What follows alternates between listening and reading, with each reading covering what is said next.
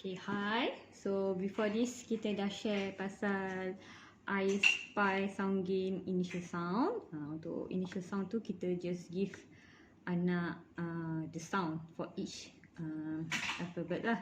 So hari ni untuk kita nak share pasal sound game initial sound tapi level 2. Okay, untuk game ni anak kena choose the correct one. Okay, so sebelum start saya nak share. So sebenarnya boleh lah isi cari box yang cantik sikit ke, yang special ke kat anak untuk isi miniatures lah. Okay, ini just sebenarnya beli mooncake dapat letak miniatures lah, few only dalam ni. Okay, okay, are you ready? Yes. Okay, untuk starting pilih perkataan, pilih initial sound tu totally different sound lah, opposite sound. Maksudnya janganlah pilih rapat-rapat, janganlah pilih deh dengan te. Janganlah pilih dengan So pilih yang totally opposite lah. So this one can we put here? What is this? Boot. Boat. This one? Mouse. Mouse. I spy with my little eye something on the mat that begins with b. Boot. Boat. Boat. Boot. Boat. Boot is for row the boat. Yes, boat. Okay. Okay, apa nak buat kalau anak tu pilihan salah? Okay. Okay, Zahra. After this, Mami tanya, I ask you choose the wrong one. Okay? Choose the wrong one. Okay? Okay. I spy with my little eye something on the mat that begins with Mouse. No, choose the wrong one. Which one is the wrong one? Boat. Choose boat. Okay? This one wrong. Wrong. Okay. I spy with my little eye something on the mat that begins with Mouse. Not same. Yes. Now choose the wrong one. Which one is not sound Boat. Okay. Boat. Boot. Oh, boat begins with b. Boat. We are looking for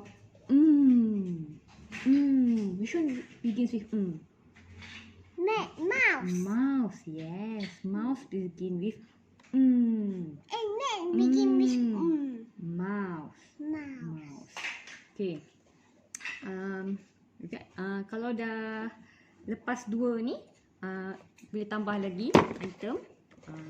Taklah 3 ke? Okay, tak 3. Okay, I spy with my little eye something on the mat that begins with peg. Okay, even p and b sound dekat kan? Kalau anak dah lepas yang dua tu yang totally different sound tu, so bolehlah move untuk 3 barang, untuk 3 Zahra, untuk 3 item, and then bunyinya yang rapat lah macam boat, macam b and p, t and the, dengan kan, yang bunyi dia dekat-dekat. So yang ni level 2. So untuk level 3 dia macam level 2 juga, tapi kita buat environment. Okay. So kalau rasa macam anak tak boleh, maksudnya bila kita buat 2-3 kali pun tak boleh, so buat yang macam tadi tu. So bila katalah contoh macam boat dengan, can you please sit down? Contoh bila boat and mouse tu dia salah pilih lah, maksudnya kita kata nak start with birth that begins with birth, tapi dia pilih okay, jangan simply cakap salah. Cakap mouse begins with so kita instead of betulkan dia, kita bagi the sound. Okay, kita bagi the correct sound. Lepas tu suruh dia pilih again. So kalau yang ni dah tak betul, so mesti pilih yang ini kan. So buat lagi few times. Okay. Lepas dah buat 2 ni, boleh tambah 3. And then pilih sound yang dekat-dekat lah. Macam saya cakap tadi. Okay. That's all for level 2. Nanti next week kita share pasal level 3 pula. Okay, say bye-bye. Bye-bye. Bye.